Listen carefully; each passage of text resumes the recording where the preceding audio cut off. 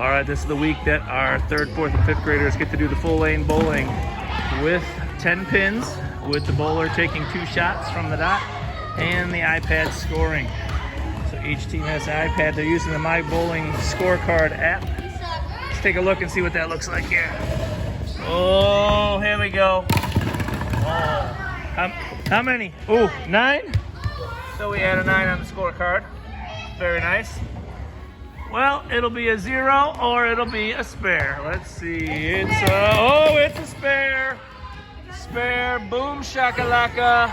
All right, and we rotate. They set the pins up. They get a new person to bowl. They'll have a new person keeping the score. And I like to keep the iPad up on top of the mat. That keeps it up off the floor. The cone color identifies with the lane.